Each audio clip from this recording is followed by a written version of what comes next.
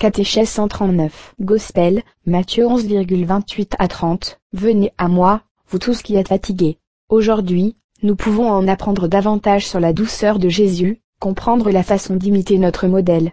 Jésus apporte à l'humanité un joug et une charge. Mais le joug est facile, car il est libérateur, et ce fardeau est pas oppressif parce qu'il est le Seigneur assez solide pour supporter la partie la plus lourde. Avec ses préceptes et commandements, Jésus n'écrase pas, il, au contraire, nous rendent plus libres et nous font toujours l'existence facile. Dans l'évangile de la messe, Jésus nous dit que la charge qui semble lourde, il devient clair si nous lui demandons de nous soutenir. Le Seigneur lui-même offre que le modèle de douceur et d'humilité, de vertu, deux attitudes du cœur inséparables. Jésus se tourne vers les gens qui le suivent harcelés et sans défense, comme des brebis sans berger, et gagne leur confiance avec la douceur de son cœur, toujours accueillant et inclusif. La liturgie de l'Avent nous présente Jésus doux et humble, de sorte que nous nous approchons de lui avec simplicité, en essayant de l'imiter dans cet aspect pendant que nous préparons pour Noël.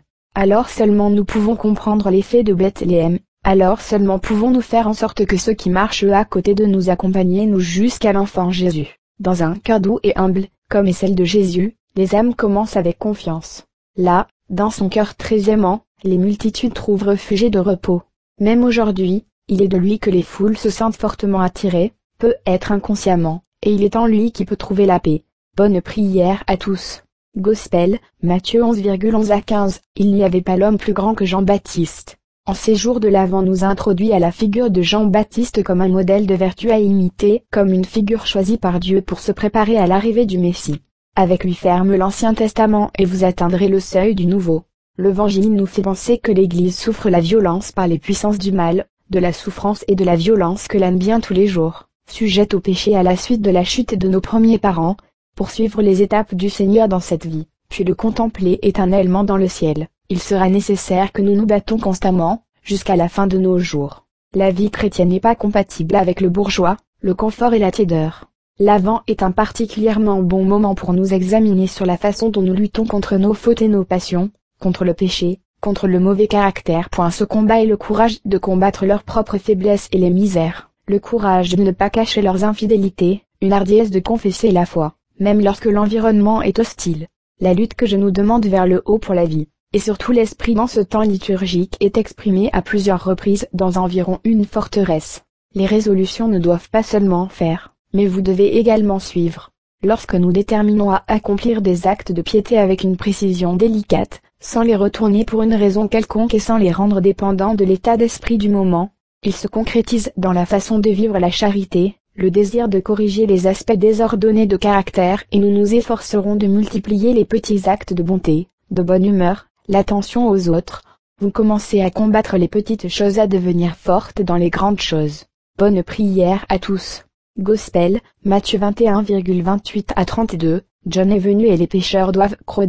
La comparaison que Jésus fait sur les deux frères qui font le contraire de ce qui a été promis au Père, il est la preuve que l'on respecte toujours ce qu'il promet.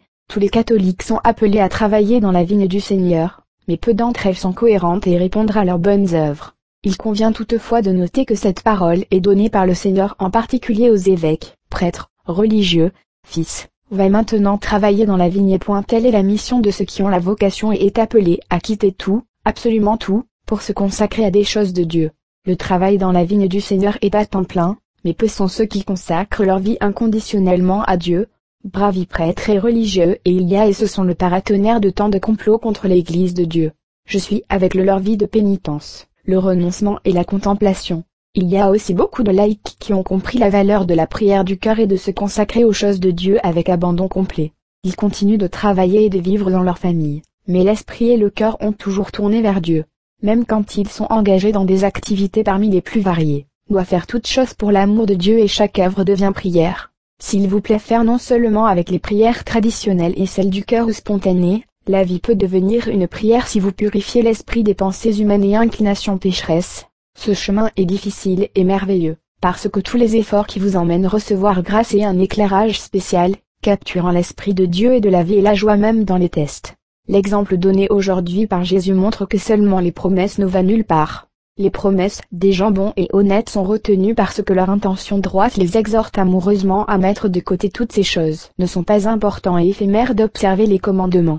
Ils reçoivent déjà dans cette vie 100 fois plus que ce qu'ils quittent et qui est opposé à la parole de Dieu. Il est obtenu à partir de Jésus aussi humainement impossible si vous devez recevoir, renoncer à toutes ces pensées qui mènent au péché ou d'effectuer des actions inutiles avec une perte de temps qui ne peut jamais être restaurée. Nous avons besoin de la formation spirituelle, et le lieu par excellence est l'Église. Le catéchisme doit être enseigné non seulement pour les enfants, même les jeunes et les adultes ont la nécessité de la formation continue, en participant à 2 ou 3 fois par semaine pour les réunions de formation théologique dans la paroisse. Évidemment, ne dépend pas d'organiser les fidèles, il est du devoir du pasteur se sentir intérieurement le zèle apostolique pour sauver les âmes de tous les paroissiens et consacrer beaucoup de temps à l'éducation religieuse des paroissiens. Beaucoup ne viennent pas à cette décision parce que juste réfléchir sur les choses de Dieu. Nos associés ont des idées claires sur l'importance de la préparation à la messe et la prière. Il est bon de prier le chapelet avant la messe. Mais pourquoi ne pas laisser au moins 10 minutes de silence pour la prière personnelle avant qu'il ne commence les prières et commence alors immédiatement la messe. Puis, la chanson pendant la communion. Vous avez même pas à laisser ici au moins 3 minutes de silence pour une entrevue personnelle avec Jésus, puis faire une chanson d'adoration ou de reconnaissance, comme par exemple certains célébrants, au cours de la consécration font rapidement pour lever l'hôtel le cadice que s'il en disait au moins une invocasi échoue. Le premier enfant à la demande du père refuse de travailler dans la vigne mais méditant changer la décision. Il se tourna vers le premier et dit « Mon enfant, va travailler à la vigne aujourd'hui. » Et il répondit « Je ne veux pas. » Mais alors il se repentit et alla. Voici l'importance de la réflexion et de prière à Dieu pour la force de faire des œuvres qui semblent difficiles au premier abord, avoir aucune valeur les bonnes paroles de Jésus et de Notre-Dame sinon, vous faites la volonté de Dieu, comme le second fils qui promet de travailler à la vigne puis ne fait rien. Il se tourna vers le second et dit également.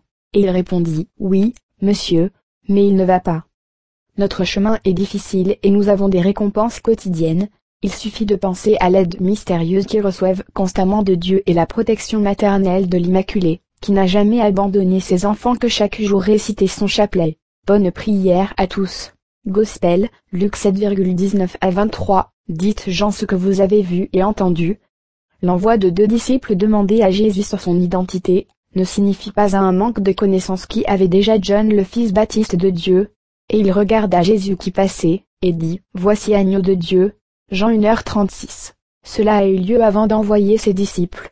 Baptiste avait sans aucun doute, mais ses disciples avaient le besoin de comprendre. Pourquoi sont envoyés à demander, Es-tu celui qui doit venir ou devons-nous en attendre un autre? Une question de respect et instructif. En fait, Jésus ne le prend pas comme un défi ou se plaindre de la raison de la présence des disciples de Jean-Baptiste. Au contraire, il est heureux de les voir devant lui et de donner une réponse immediata à eux. Montre des signes qu'ils ne peuvent prendre ceux qui viennent de Dieu. Jésus était le Fils de Dieu, mais ne pouvait pas révéler dans cette circonstance, il était prématuré, sans les signes pour rendre témoignage à son origine. En ce moment, il guérit plusieurs personnes de maladies, les souffrances et les mauvais esprits, et a donné la vue à beaucoup d'aveugles. Jésus fait des miracles de grâce lorsque la demande d'aide est sincère, faite avec foi, accompagnée d'une véritable humilité. Les disciples de Jean-Baptiste ont ces caractéristiques, même si la foi en Jésus était à venir, mais ils avaient eu la foi dans le commandement de Jean-Baptiste, et en eux il y a un grand désir de servir le Messie. Es-tu celui qui doit venir ou devons-nous en attendre un autre?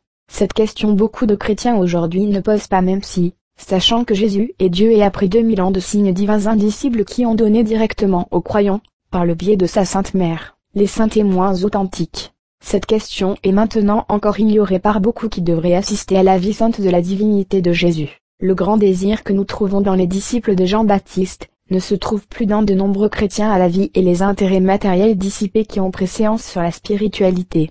Il est temps de grâce pour arrêter et demander quelle direction a pris la vie que vous menez, même ceux qui ne commettent pas de péché majeur, mais prient peu, et négligent la vie spirituelle, doit se demander s'il mérite les signes miraculeux que Jésus envoyait à ceux qui veulent rester en communion avec lui et que vous souhaitez participer en observant les commandements et l'Évangile.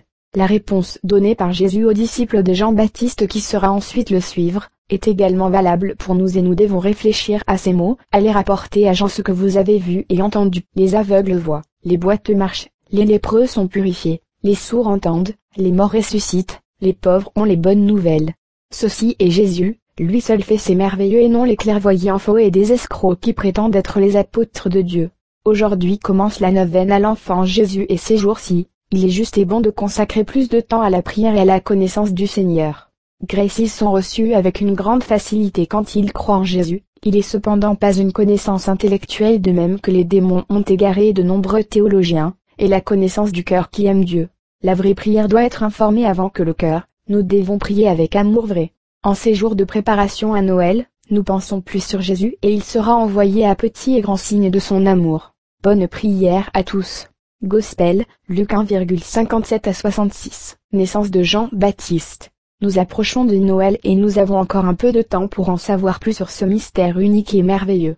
Chacun de nous comprend la spiritualité de Noël qui a, par exemple, les directeurs et les enseignants athées ou sceptiques ne veulent pas vivre la joie chrétienne de la naissance du Fils de Dieu dans la chair. Non seulement ils ne croient pas à Noël, mais imposent à tort des milliers d'enfants et de jeunes leur frustration. Les déceptions de la vie l'amènent à vivre perpétuellement en avilimenti, et aucun de ceux qui sont loin de Jésus vit à travers ces épreuves douloureuses. Beaucoup viennent à la dépression et souvent ne le réalisent pas, pour une raison qui distrait parviennent à surmonter la chute tout en restant éloignés de la lumière et de vérité.